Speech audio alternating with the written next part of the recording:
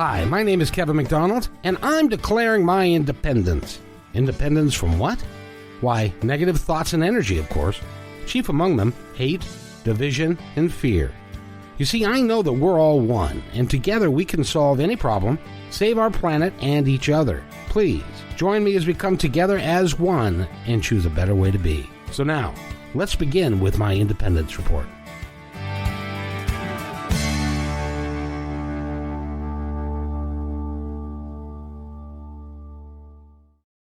And welcome, everybody, to my Independence Report. This is Monday, which means it's the Life Between Lives Monday. And, of course, Natasha's here. And Regen is here. And we've got, we may have a caller in a little bit. But before we go there, and I may have to exit stage left in a little bit because my son's coming and we're going to move a really big heavy thing. So if you hear an ambulance, that's just them coming to get me. Cancel, clear, we'll talk about you while you're gone. Yeah, and cancel, clear, delete that. You've been talking too much about this negative aspect of this. It's going to be a joy bringing this into your home. Oh, it'll be great fun. It really will be, and I'm looking forward to it. But before we go there, I told Natasha before we started that I had a question for the two of you.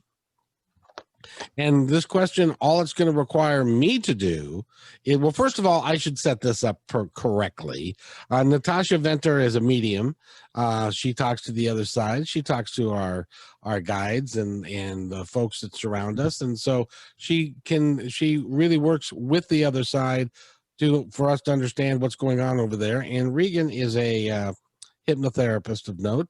He also did a show with me yesterday about EFT, which I'm going to be putting up, and I'm really excited about that because you were really awesome. Oh, that was fun. Yeah, you did a really nice job. But so we've got the two of you that are real familiar with the other side and what's going on over there, and I wanted to ask you a pointed question because we talk about this a lot. I hear this a lot. The Beatles said it a lot. All you need is love, love from me to you, all of those things. I want you guys to tell me on the other side, what is love? You go, Natasha. I don't blame because I'm really, because we talk about love as a concept, but we don't really explain what it means to love, to be loved totally, unconditionally, and completely. And I want you guys to talk about it. Okay. Well, for my understanding of what, like me just tapping in now of that space of walking as a soul, walking into it, we really don't have a word for it or an understanding of it at the completion. We may have inklings of it, we may have unknowings of it, but the completion of it running through the being that we are can really only happen there. Now we can get it up there and bring it down here, kind of like for me that I've had those moments of being with my loved ones up there and just feeling that total. The words that I can put on it is it's called compassion. It's just I kind of explain it. It's kind of like the love of a raindrop as it sits on the edge of a limb, as it dangles with the starlight through it or the sunlight through it. It's the grace of a butterfly that lands on a flower and has no impact on that flower. It's the moment of a child being born. It's that moment of someone passing. If you're in there with the compassion with it, that it's just a moment. And yes, it's love, but it's love without a word.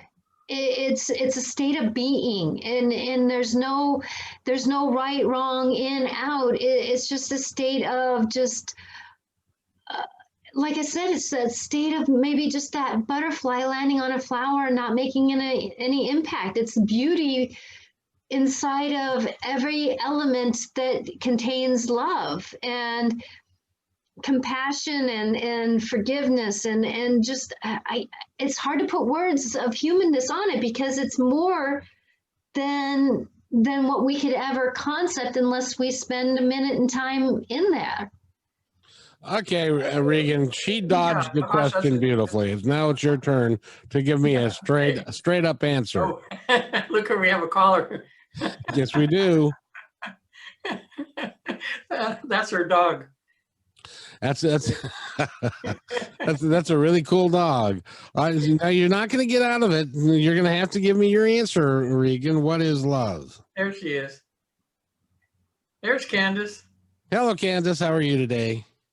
Hello. Oh. She's still arriving. You're getting it.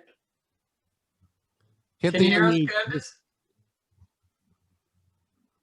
Oh, she's trying to connect to the audio. There she goes.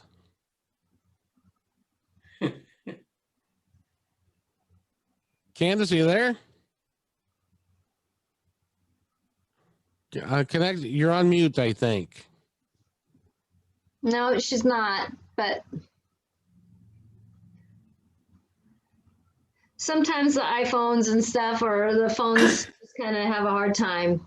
I think she could hear us, but we couldn't hear her audio.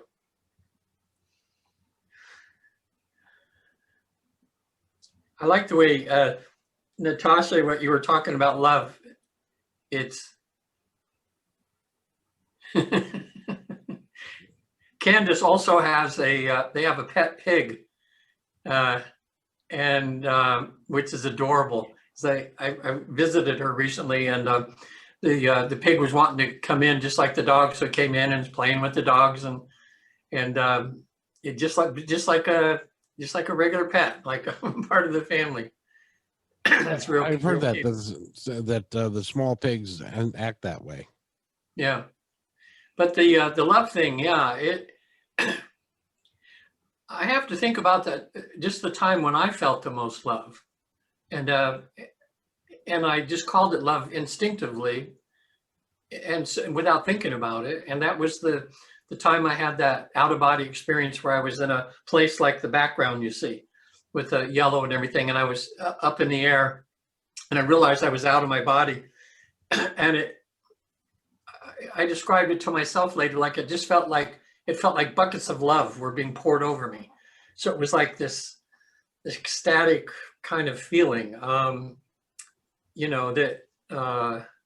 that's hard to describe, but you just kind of know it when you feel it, I've been watching a show recently on TV called Married at First Sight. Have you guys either of you watched I've it? seen that. And where the first time they meet each other is at the altar. Yes. And they go, "Hi, I'm so and so," and they get married, and it's a legally binding contract, and they're together for 2 months, and then they have to decide if they want to stay married or get a divorce. And the big thing through that whole thing is they're trying to find a point when they get to know each other. I just got a text from Candace, said she couldn't hear anything, and then got kicked out. Tell her to call this number. Okay. What number? 206 408 Okay. 1395. And when she dials that number, then I'll be able to put her on. We won't be able to see her, but we'll be able to talk to her. Okay. Okay. And my friend Sue, who called in one time to Life Clarifications, she was saying that spiritual love feels like an unconditional acceptance. And that's the thing that I do sometimes in a session that while Regan's doing this, that I kind of say, I give an example of I send them my love. And they go, yeah, I feel it. And thank you. And that's feeling so blessed and everything. And then I send them universal love. And they just almost want to break down in tears. And they just felt so like warm, and they couldn't even put words to it. So, it's not fair that I'm dodging the question. There's just no words. No, it's not. And it's not even, it's like I said, it's just a state of awareness, of being. It's unconditional, like Sue was saying, it's unconditional, but yet it's the wisdom. It's the wisdom of age. It's the wisdom of time. It's the wisdom of just, it doesn't really matter. Just be with capital B, capital E. Just be. Yeah.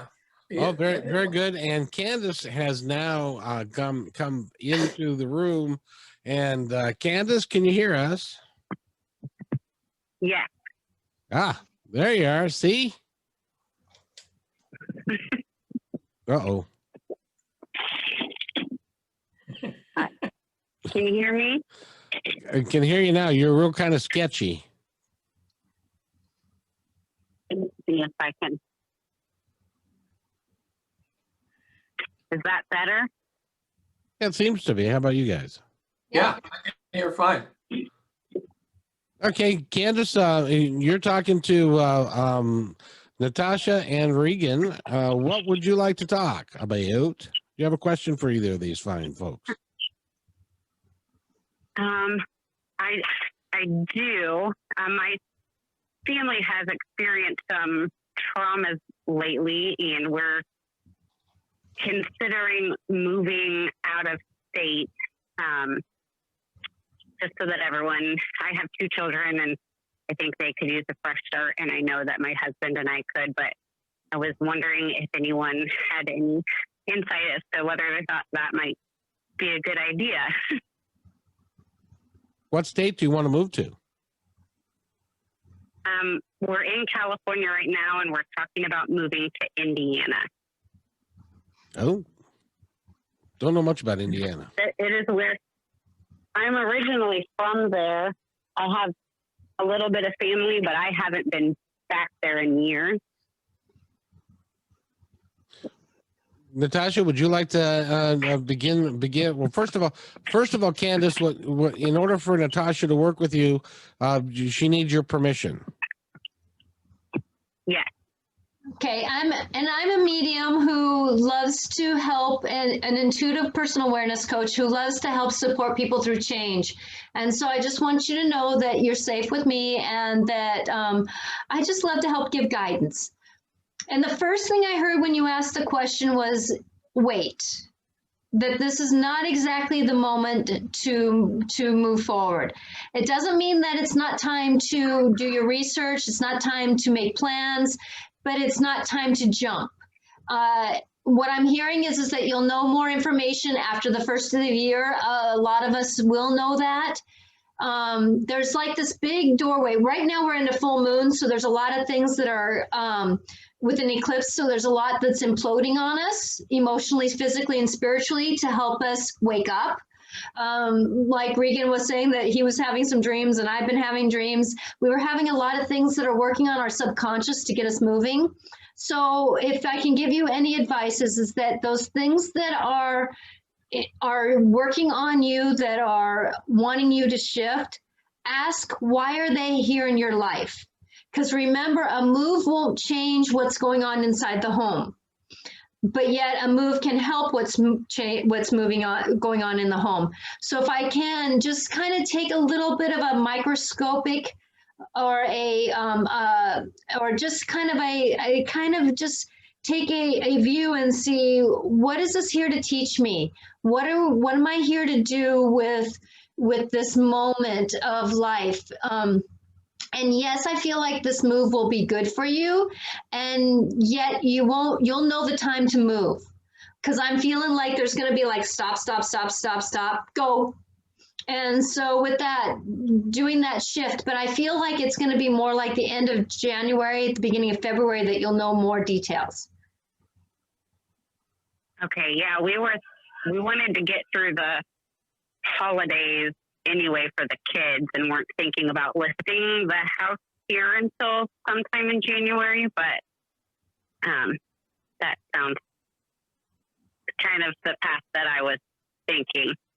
Yes. And you have a lot of those intuitive gifts, and so trust them. And you have more that's waking up. So this is that time to really start waking up and trusting yourself.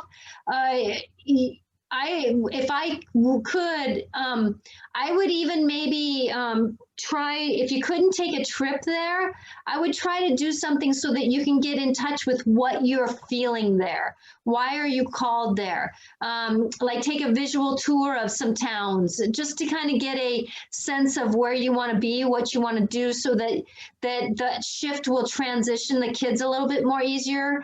Because right now that unknown is really scary to them, even though it might be better for them in a way. Because yes, there's things that are happening in certain places that we need to get out of our old normal to get into the new normal. Yeah, well, I think that what's drawing us there is that it would be a fresh start, but I still have, I have a half sister there and some other family and friends that I've stayed in contact with, even though I don't get out to visit much. So I think the draw is having a fresh start while still having a support system around us. And my daughter's father went missing and then passed away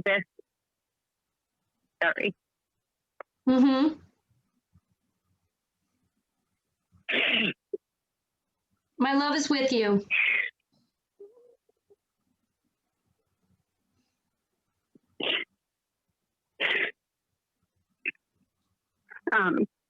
My daughter's father went missing and then his body was found and he had committed suicide in August.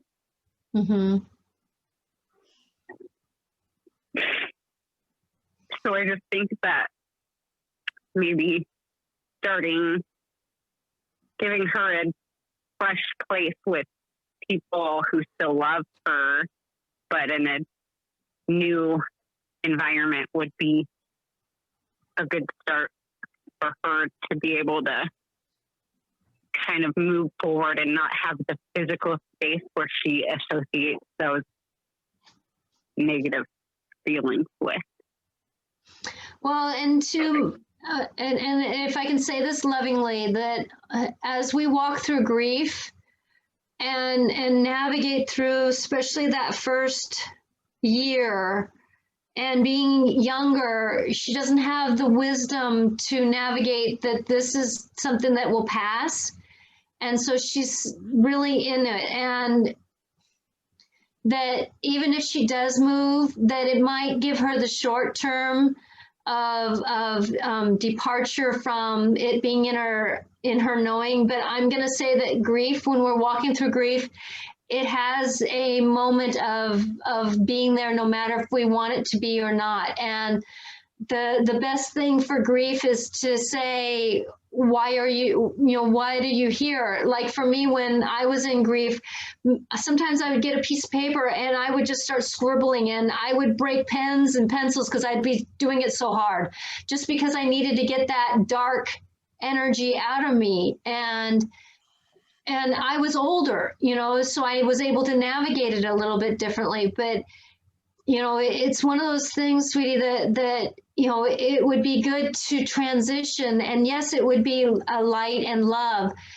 but yet at the same time, it's something that grief of the why, she doesn't understand the why. And that's why a lot of times people when we know loved ones who commit suicide, that we wonder why. And he just had such a hard time understanding life. He had some things that just weren't able to be navigated with, and that's why he just decided to go. And as I'm kind of getting that feeling that he's just so sorry, and he wishes that he would have done something different, but yet he just couldn't be here anymore. And what was his name, if I can ask? Lucas, okay. Yeah, see, did he have some physical ailments, something that was physically going on with his body? No. I'm getting that he had something that was going on and he was not sure what, he wasn't sure quite what it was. And it could be as simple as like a lot of heartburn or a lot of I almost feel like it's not indigestion, but just something going on with his gut.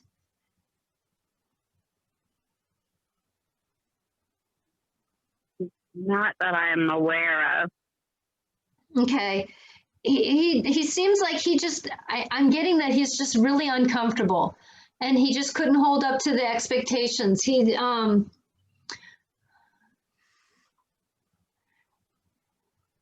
Yeah, he's sorry. When somebody passes that sometimes they're here, but I'm kind of getting something kind of like relayed to me too in a way that I'm just getting this energy of what kind of feeling that there was.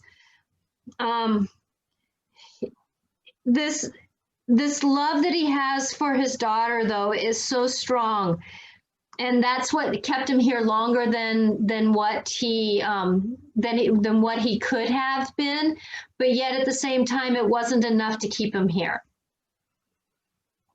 And he's sorry. He is so sorry. Candace, this is Kevin. How is your daughter doing?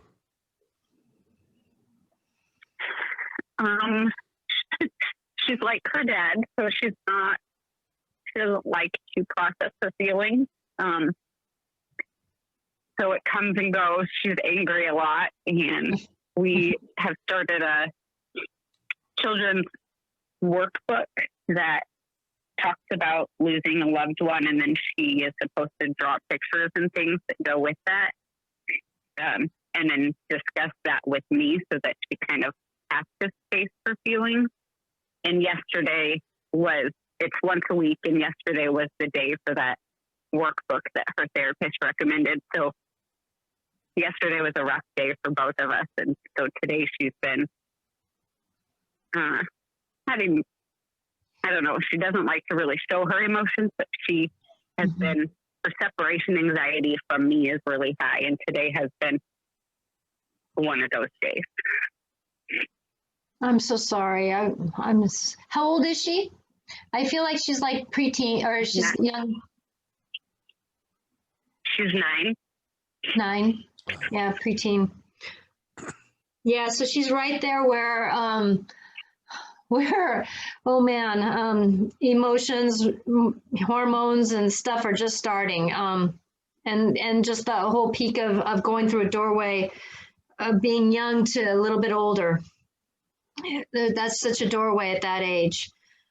Oh, I'm so sorry. Yes, that can I suggest though that instead of doing it once a week, that you do it so that it's not such a and I don't want to go against what your counselor is saying, but sometimes when we have someone who doesn't navigate through emotions, sometimes when we let it out, all of a sudden it's kind of like a garden hose, or instead of it being a trickle of a garden hose, it turns into a fire hose and then off again and then a fire hose, and sometimes that's not as supportive navigating through things. And so maybe I suggest that she just has a notepad that when that emotion pops up, that she can just even draw a sad face or a happy face or a flower or something that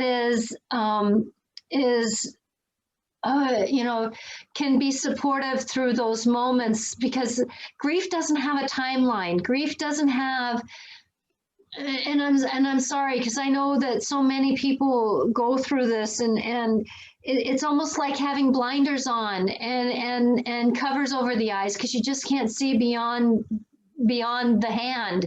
If you had your hands over your eyes, and being a young one that she is, that she doesn't have that knowing that tomorrow it can be another moment.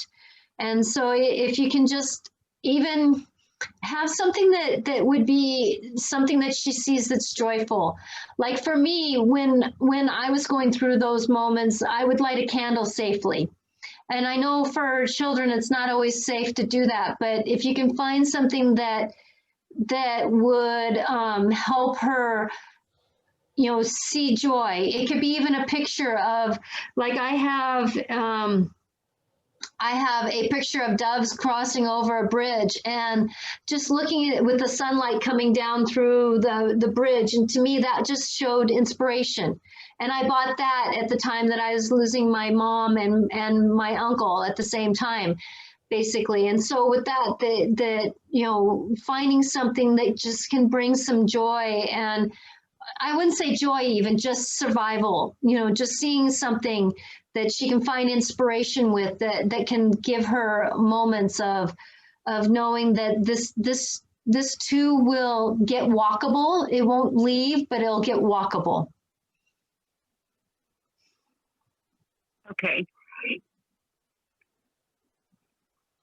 We are so sorry, because at Yes. 9 years old, that is a horribly tough Oh. age for a little girl to lose her daddy.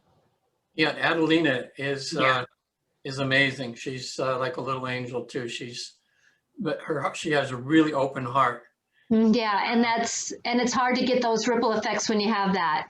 Yeah, but she draws really good. So I think your idea of maybe if during the week, if she's the feelings pop up, instead of waiting for the time when the therapist, she can to find a way to express herself, either to come to Candace and just say, "Mommy, I'm feeling something," or Candace can say, "Hey, draw a picture how you're feeling today." Just so she's doing a little bit every day, maybe. Instead, I like that idea of not just too much all at once, where she holds it up all week and then she goes to the therapist and then it's just too much. Sometimes. And so many times that grief that that sometimes, like for an adult who like, I'm driving down the road and I'm bawling and I'm like going, grief, just wait till I can pull over, please, because of the timing of it. It's not necessarily, but the more that we let grief have a voice, the more grief gets it's not like a cork, like a pressure cooker. Grief is like a pressure cooker, that if we don't let it off the steam, then it's going to implode on us. And many don't know how to deal with emotions anymore, because we just kind of quiet them and we tell them to shush up. We don't navigate with them. And so with that if we can just keep that pressure cooker from letting some steam off, my love goes to her so much that it's sad that she's having to navigate this at such a young life. It's She's lucky that she has Yes. Candace is an amazing mother, and she got her right into therapy. She didn't even wait, which was really good. Oh, blessings Good for to you. you. Candace, are you going to therapy for yourself too? I'm not. I called to make an appointment, but we were switching insurances, and now the insurance that we just switched to might be ending and we'll have to switch again. So I'm trying to figure out our health insurance stuff. But for her, I was able to get her in something more specific based on the situation. So I didn't have to worry about the insurance issues for her. That's good. I'm kind of in this weird spot where I don't fit into a typical grief group because he was my ex-husband, but we were still very close. Yeah, so that doesn't. There were some groups, but I didn't fit into any that I could have gotten into without being through our insurance. Well, when you can, and it's important, and just because he was your ex, you were married to him and you had a child together, and so it's still, you still are going to go through the 5 stages of grief. Yes. And you're going to need help with all of that. Yeah, Kevin here. Kevin, who's talking to her now, he just lost his brother about 3 weeks ago. So it's been a month now, maybe. How's it, Kevin? It's been a month and a half, actually. It's been. Oh my gosh! And so Kevin's kind of going through it too, because he had a brother that died, and so it's how are you dealing with it, Kevin? Now 6 weeks in. It's well, as Natasha can attest, there's a hole in your heart, And when you think about Yeah. the person that's passed, and I also had a brother-in-law who committed suicide and stuff. So it's been, you try and you do your best. You try and understand from their point of view what went on, and you try and honor them the best you can. As a matter of fact, my brother bought me a video game machine that we're going to be putting up here in a few minutes, and he did that with a little bit of the money that he left. So you try and honor them the best you can, but at the same time, from my belief structure, they made the decision that they made in my brother-in-law's case, and even in my brother's case, because he died of lung cancer. They made the decisions that they made. They're looking down on us. They're happy, and that's why we talk about this from Live Between Lives, because there are lessons that have to be learned or need to be learned in the process. But at the same time, they're getting a lot of help on the other side to understand how they could have done things better. And Yeah. Natasha's absolutely right when she says that he's really, I get the impression that he had a moment of, and I'm talking about your ex-husband, that he had a moment of selfishness about what was going on with him, and he didn't really think about the effect that it would have on others. And now he's getting the full impact of that, and he is feeling very, very sorry. Yeah. Yeah, Candace, did I tell you about the client I had whose husband committed suicide recently? I don't think I did I? The woman that you spoke with? Yeah, the one whose husband hung himself? I think a little bit of that. Because that's what and see, that's recent. And see, on the show, what we're talking about too is we're talking about human stuff and how do we navigate through our lives. The subject today is about, we're just discussing what love is, which is interesting. Natasha has some really good viewpoints on that, and we talk about it. We try to look at things in a little higher perspective, like why did all this happen? Like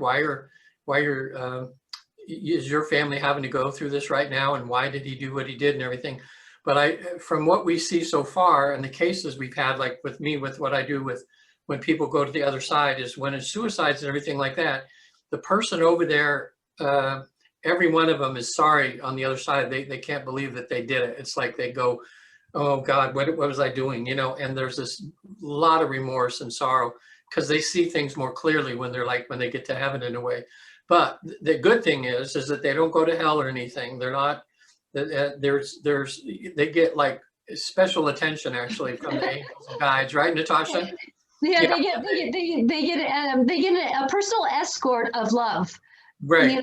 There's a loving being with them. Sometimes it's an angel, sometimes it's a personal guide, sometimes it's a ascendant master who's doing saint work.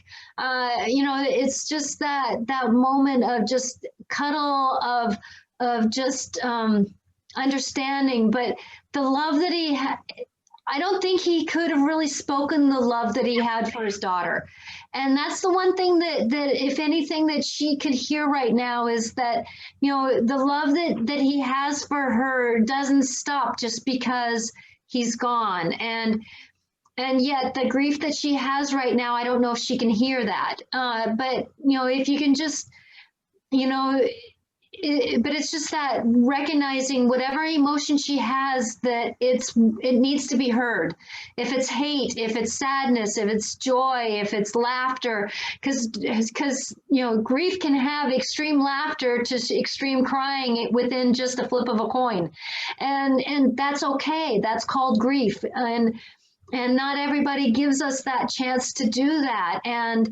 But yet when we can do that, we feel better after we have moments like that, because our emotions get spoken. And with her being the age that she is, can I ask when her birthday is? I'm not getting a tap when her birthday is. I'm sorry. October 2nd. So she's a Libra. Yes. Yes. And so Libras are about scales, about being in balance and seeing the bigger picture. They also they don't like it when things are out of balance. They don't know how to navigate when things are out of balance. And right now, her scales are really out of balance. And so that's where dealing with her emotions, if you know, like I was saying, just even if she just has a sketchbook, you know, just something simple that's by her bed that she can just say one word or 3 words, whatever she feels, and it can be legal. And then and or you know, sometimes like and this is only done with you know, or a parent, is that you know, sometimes if she can write something down and then she goes to a fireplace and burns it, you know, just to kind of release that emotion, that or rip it up and throw it in the garbage, you know, do something to release that energy. That helps, because kids need to be physical. And when they're physical, they can deal with emotions better. And so many kids, they close down and they get behind the TV screen or that kind of thing. And they start getting into that closed down feeling, and that doesn't help them process. And so if they can do something to process their emotion, then that helps a lot of times too, sweetie. We actually pulled some old mugs out of the cupboard, and down along the side of our house we set up a piece of plywood, and she put on safety goggles and threw the mugs and shattered them. Good for you. Good for Really you. enjoyed Good for that. her. That's a good idea.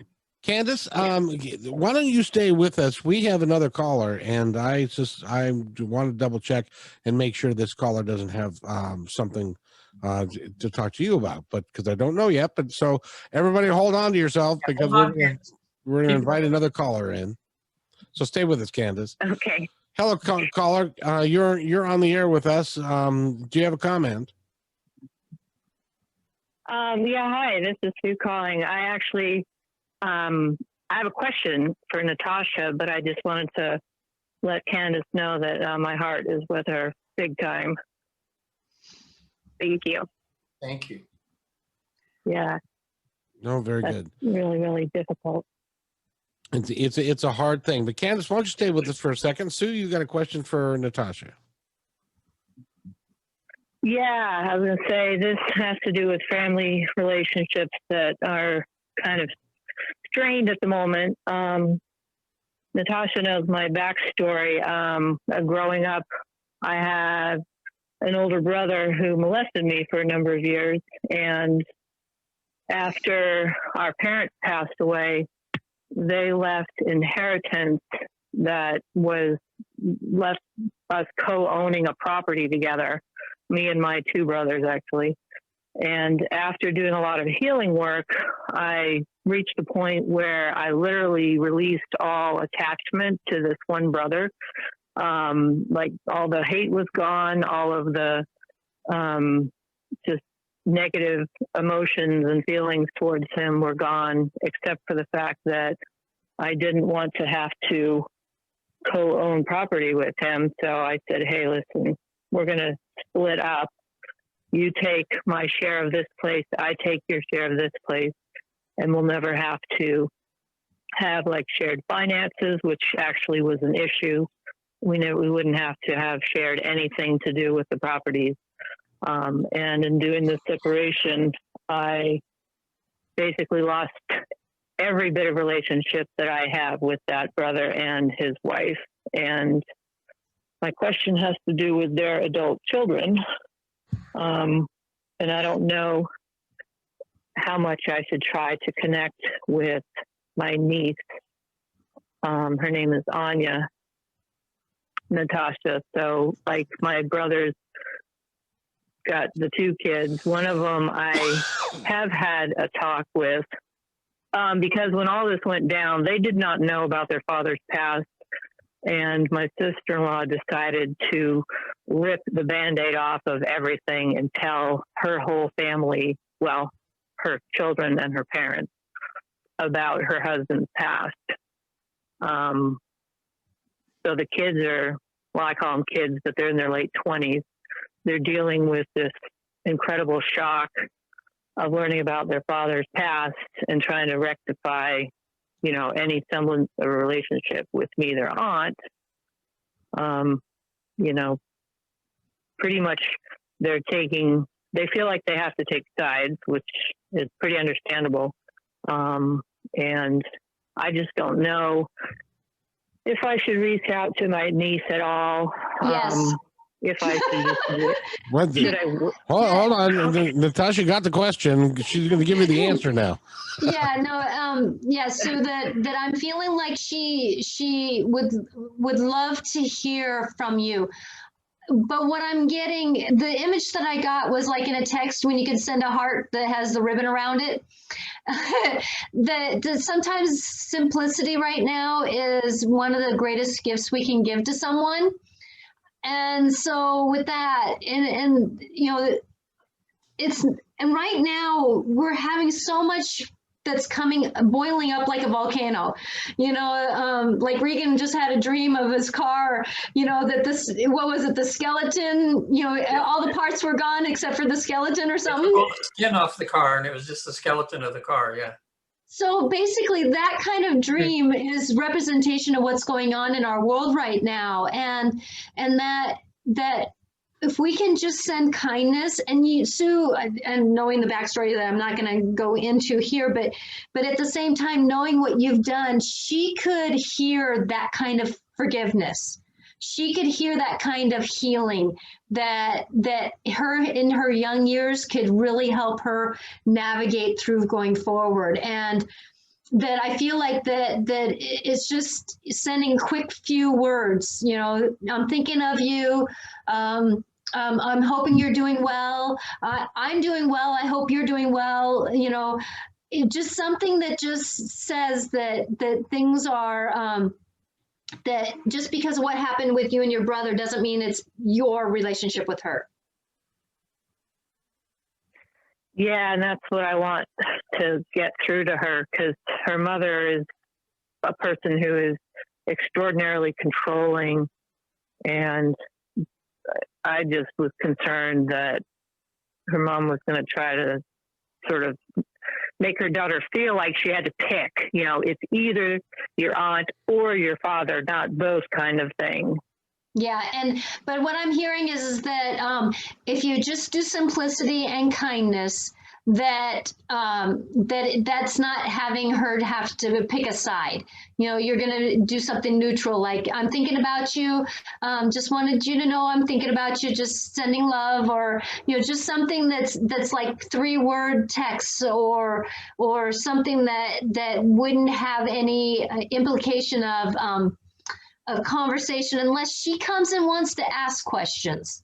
And then you're going to say, I'm walking a fine line here. You know, I don't want to dishonor your dad because you have a relationship with him, but I do have my own story and I do have my own truth. And so with that there's that fine line that of making sure that to honor one, but yet say, well, but this is mine. So to honor yourself, because you know, your truth is your truth and it's very truthful.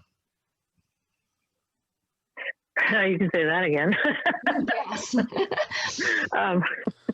Okay, well, Sue, thank you. Thank you so much for giving us a call. And I would like to, you betcha. Before we go, I'd like to turn back to Candace. Candace, are you still with us? Yeah. Okay, awesome. Thank you, Sue. Thank you, love. And we will be so Candace, I would like Regen to talk with you a little bit about what's going on with you as well as with your daughter. And he's a very sage, wise, I was going to say wise old man, but he's really Wise old man. He's a very wise guy, and he can help you. So Regen, he's very much of an elder. What are your thoughts, Regen? Well, I had Candace call in today because I love the awesome energy of Natasha and how she's able to kind of has this good sense of the bigger picture and everything. As you guys might have figured out by now, Candace is one of my daughters. So stepdaughter, but I think of her as just ever since I've met her when she's 3 years old. You know, she's been like, you know, as close to me as anybody in my life. She's just an amazing person. And I'm so close to her. Like I would want to reach out to Candace to help her, but sometimes doing therapy for your relatives isn't, because we know, you know, it's a little bit hard sometimes. So I thought this was, I'm trying to think, well, what can I do? And I thought, well, this is just having Candace talk about it. And because I know, like you're saying, that's good. Candace has had a rough day today and she's letting out her feelings. And I think I'm hoping today that just could be, you know, a little bit towards her healing process, you know, because I know she'll get through it, because Candace reminds me of, well, just like her mom. They could have been pioneer women where you just put them in any situation and they will tough through it. You know, Candace is like that, you know. So, and Adelina is just so special to me, and I don't get to see her that much. And now that they're thinking of moving to Indiana, and I'm going, oh, you know, that's a ways away. But it's, you know, Candace is going to do what's going to be best for her and her family. And Candace, why don't you join our little conversation? We'll get someone from an outsider. Before you logged in, we were talking about love, and Kevin brought up the subject today, like, how do we describe love? And I know you felt it in your life a number of times. And Natasha, well, Natasha, you could just reiterate kind of a little bit. I know Natasha was saying, how can we put a word on love? You know, it's more of a feeling, or more of a, tell her again, and then we'll get Candace's perspective of what love is. Well, what Kevin was asking is the love on the other side. You know, we have the love of the human, but he was asking what happens with love when we get to the other side. And I was saying that it's really, there's no word for it. It's compassion that is beyond compassion. It's unconditional beyond unconditional. And I kind of use the example of a butterfly landing on a flower and not making any impact. It's that raindrop on, you know, as it's sitting on the edge of a limb as the sun is glistening through it. It's just, it's an amazing aspect of just a moment of capital B, capital E, of there's just no words that can express what love is over there. And I can only tell you that's what your ex-husband's standing in and being in and being held within. And, you know, there's, and I'm going to say this too, that your daughter is also, and you are too, if you accept that knowledge of, because I really see the angels hovering around your daughter and helping her through these moments. And I work with the angels, and I work with the universe of love. I work with all the beings. And as I have Mother Mary and Jesus statues right beside me here, that they work as a team through these moments. And I just want you to know that you're surrounded by love, and yet grief doesn't let us feel that. And so just know that there is that transition that's going on. And if anything, just letting it out when it needs to come out, whatever it is, and give her maybe a screaming pillow. You know, that she can, it's allowed to be cuddled or screamed. You know, sometimes there's because I got an image of an animal that I gave to my kid one year, and it's just an animal pillow, and yet it can be cuddled and yet screamed into, and it can just embrace those emotions because of the vulnerability that grief makes us do. You couldn't have a bigger Band-Aid ripped off you. You know, and it hurts so bad, but yet my kids, when they lost their grandparents, my parents passed away right around the ages of my kids. So my mom passed when my youngest, or my older, was 4 years old. And they lost their whole family within, besides me and my husband, within the first 7 years of their life. And so they understood what death was at the same time of living life. And I can tell you that if she can just know that this experience is going to be the greatest gift in her life, but the worst hell that she can walk through, that she's going to be able to navigate it. And I'm just hoping that she knows that. But the tools, I feel like her Libra-ness needs a little bit more to help balance through the week. So if I could have given those, now knowing that I'm a counselor through life, you know, so with that, you know, I don't want to go against what the counselor says, but yet at the same time, having an understanding of this wonderful, wonderful soul that your daughter is and you are, that sometimes all of it once doesn't always work. Yeah. And Yeah, she doesn't like to allow herself to feel it. It's almost like I have to not push her, but give her a nudge to let herself feel what she's feeling, because she just wants to push it in. But her dad was the same way with his emotions. He would give the silent treatment or act like something didn't happen, or he was the same way. He just didn't. So maybe that's where you can, yeah. And maybe that's where you can get your own notebook and you two sit down, maybe, you know, through the day, not necessarily just at 11 o'clock or, you know, something maybe shifted. If you notice that there's an emotion going on with you and you show the vulnerability so that she learns that vulnerability too, that, and then just have that notebook. And I can tell you the more that you practice, the easier it'll be for her, because she's not just a Libra. She's got other stuff in her, and she's got you in her, and sometimes we just have to let that part of us slowly awaken to be able to accomplish what life is asking us to do. And I can tell you right now, emotions are part of the things that we're all being awakened to, and that the more that we can give them something to say, okay, we can do this, it's helpful. And so maybe if you get a notebook and she gets a notebook, and you guys just have these shared moments of vulnerability, and then you put the notebook down, not necessarily away, but just down. And so that it's like at the side of her bed or someplace special where she can get up if she feels like she needs to do this in the middle of the night, that she can get up and she can write in it because she's practiced enough with this. And make it a thick notebook. Yeah. Don't get a skinny one. Make this. Yeah, you know, Adeline is such a good little artist. I could picture her even drawing, you could have her draw emojis of what she's feeling, you know, like maybe look at the emojis on the phone and say, okay, which one of these you feel, and have her draw it or something, you know. That session that I had this week, it's funny that this is just apropos for what we're talking about, love right now.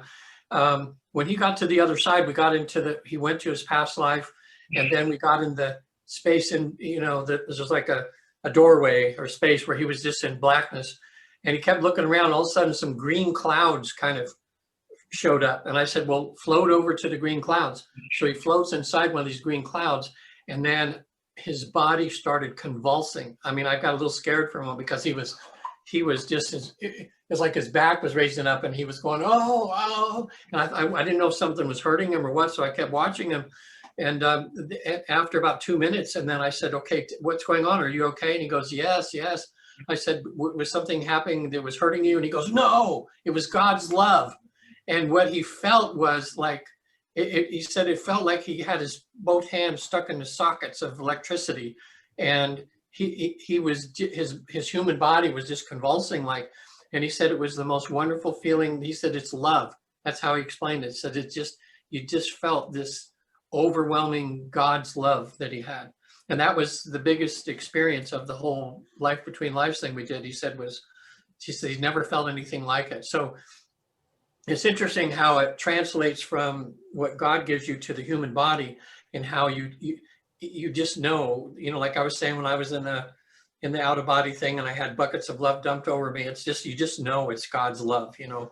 But Candace has been very fortunate. She has a husband now that's amazing, and he's been giving her a lot of support. And I think Candace feels blessed to have him in her life. But Candace, how would you describe what what is love? How, if you had to describe it in a paragraph, what would it be? I would say that that's, it's like when someone can see all of your ugly and feel this overwhelmingly compassionate feeling towards you anyway, as if they're blind to all of that ugly. that to me would be Perfect words. The ugly that they don't see the ugly. If I can say two things. Number one would be, you don't have any ugly. Yeah, That's she the doesn't. story that you told yourself that is wrong. I've never seen any ugly in her ever. You don't have any of that. You're a beautiful soul, and you need to respect that. The other thing is that through the course of time, your daughter and you are going to receive signs from the other side. You're going to see signs from him. It's going to be music. It's going to be a smell. It's going to be a dream. It's going to be something to let you know that he's sorry for the mistakes he's made. He's sorry for leaving his daughter, but he wants you to know, and he'll make it plain to you guys. And so when your daughter comes to you and say, I had a dream about daddy last night, you can respect that it really is something that happened, and that he is going to come to her to try and save her and to help her through this, because he realizes what he did and how hard it made it for her. Yeah, that's good, Kevin. I would be looking forward to that. She's really struggling with Go ahead. She's really struggling with her feelings about, she gets angry and then can't understand why he loved her if he left. So she's having a hard time with that. He just was so uncomfortable. He had a hard time being in his own skin. It's kind of like I can't. It's that. The only way I can explain it, it would be like somebody having a skin disease, that their skin itches. It's like it's the worst eczema that anybody can have, but it was all energy. And he didn't have the tools to be successful in staying here in life. He wasn't taught well to do well, and it's not anybody's fault. It's just something that, this is what I'm just getting intuitively, that and so his tools didn't give him the tools to help him stay here. And that's one reason why that your daughter ended up with you, because you do have some of the tools that can help navigate some of these worldly things that your daughter's going to be doing. I also feel like that kind of like the way my dad ended up being. My dad is my personal guide, even though he's not here all the time, but he's helped me navigate through a lot of things in my life. And this is the way that her dad's going to end up being once he kind of goes through his 101s, just things that he's navigating with. It will be a time, but he'll be there for her. She'll actually feel him, and this will come probably in the middle of the second year of after his passing, when her grief gets to be more walkable, that he'll be able to be doing his work, that she'll start noticing him tapping into her life a little bit more often. That would be nice. Yeah, it would be nice. Mm-hmm. My love is with you, and the universe's love is with you too. Thank you. Yeah, Candace, I'm glad you called in today, because every little bit helps, and we got to get through the Christmas season, and you guys will be figuring out whether you're staying or moving, and And it's just, you know, whatever it's going to do, it's going to be okay. You might, if you haven't already, with Adelina, is just tell her to, you know, say, you know, watch for Daddy in your dreams, because sometimes Daddy will come and say hi or something, just to make her aware of that. So when you say that, then if she's dreaming, she'll remember what you said, and she might remember it in the morning, whether instead of just waking up and not remembering the dream or something. So that might give her a little bit of peace too. But tell her, you know, Grandpa Regen or something, and Natasha and everything today, that we were just saying that we just picked up that from heaven, that it wasn't any reason for her that he left. He loved her more. That she's the reason he stayed around as long as he did, you know. Yes. So she's really loved by him.